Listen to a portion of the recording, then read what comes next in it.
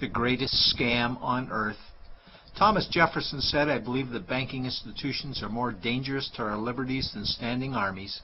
If the American people ever allow private banks to control the issue of their currency, the banks will deprive the people of all property until their children wake up homeless on the continent their fathers conquered." Jefferson's warning is already here. 40 million Americans are living on food stamps. Millions more are now homeless, living in tents, all because of one institution, the Federal Reserve System. The Federal Reserve is a group of private bankers who have stolen the money creation process from the American people. Most people still believe the Fed is an agency of the government working in our best interests. It is not. There is no greater form of evil in the world today, so let's explore the banking scam. None of us have ever been taught anything about money. The reason is to prevent us from learning the truth that money is a trick and money is a trap. When solving any crime, there's a universal truth: follow the money, but with the banking scam, follow it backwards. Where does money come from? The world's money supply is always growing. Where does all the new money keep coming from? Money comes from privately controlled global banks like the Federal Reserve System. They create money every day, which increases the world's money supply.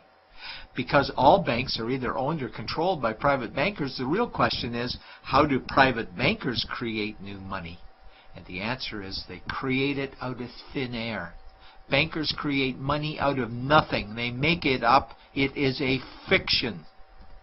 Wow. Godlike power to create something of value out of nothing. A stroke of a keyboard and money is created. In fact, only 3% of the world's money is even in the form of bills and coins, which means 97% of all money in the world is just numbers typed on a computer screen. This is part one of the banking scam. Money is created out of nothing. The second part of the scam is this phony money is issued as debt. What is debt exactly? Well, when you consider we work our whole lives to pay it off, you could say debt is slavery. But whose debt is this phony money? It's our debt, all of it. It's our debt when we use credit cards, we get student loans, borrow money for mortgages, all bank borrowing. And it's our debt again when the government borrows, which is each and every day. In today's world, money is debt and debt is money, and don't forget the interest charges. Money equals debt and debt equals slavery, therefore money equals slavery. Our monetary system is a carefully concealed system of slavery. Why? Because our government can create the same money for free with no interest charges, just like they used to, as the Founding Fathers designed it inside the United States Constitution for our protection against private bankers.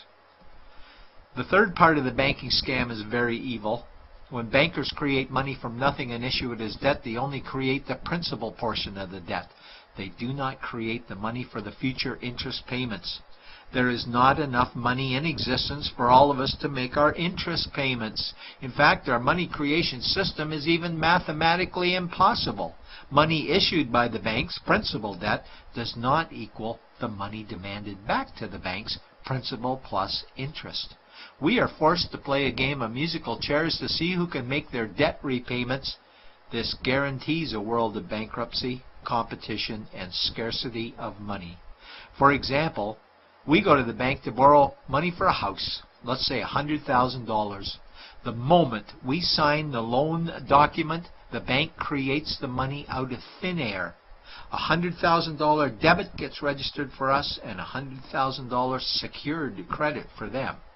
Then one of two things happens. Either we give the bank 30 years of labor making house payments totaling $300,000 for the original $100,000 we borrowed, or the bank takes our house. The bankers get either our labor for life or our house, and often they get both, all from money created out of thin air and issued as debt, for money made out of nothing. This is why all the bankers end up with all the assets. The fourth part of the banking scam is inflation. People think inflation is prices and costs increase. A better answer might be the value of our money always goes down. Inflation is created every time the central banks print money, which is every day. Where does all this new money get its value? The answer is it steals its value from the existing money supply, where our savings are. Our savings are disappearing because of the new money they're printing. If money creation was in balance with goods and services, there would be no inflation. Prices would stay the same. But the reality is banks always print money, driving prices ever higher, which steals the value of our savings, making them disappear. Since the private bankers created the private Federal Reserve in 1913, the United States dollar has lost 97 cents in purchasing power. An item in 1913 that cost $100 in 2011 cost $2,230, a price increase of 2,130%. This is the banking scam. 4 parts. Private bankers create money out of nothing and charge interest on it. There is no money created for the future interest payments, and inflation steals our savings every day. In order for the banking scam to be pulled over our eyes, the bankers need help from the likes of paid-for politicians and appointed civil servants, military-industrial complex, mainstream media, multinational corporations, and the bankers' good buddies. For example, what do our banker-controlled television networks say about criminal bankers? "Oh, bankers are our saviors. Chairman is Man of the Year. He saved the world. Bankers really do deserve their bonuses. They're so smart." And what do our banker-owned G20 politicians say we need to do? That we must save our banking system, and now we need austerity measures, like increasing existing taxes and bringing in new taxes, cutting our social programs, including education and health care, stealing from our pension plans while increasing the retirement age, keeping us working for more years at lower wages while placing our children and grandchildren in debt and servitude for their future lives. We are being lied to that we must go deeper in debt for bailouts, stimulus packages, quantitative easing, saving the too big to fail banks, credit easing, currency interventions, all names that mean the same thing: more debt to us. Is it not strange that the solution to too much debt is always more debt to us? And where is all this money going? It's going to the banks and to the bankers. They are stealing our money right now. 0.1% of the world's population owns 2/3 of the world's wealth.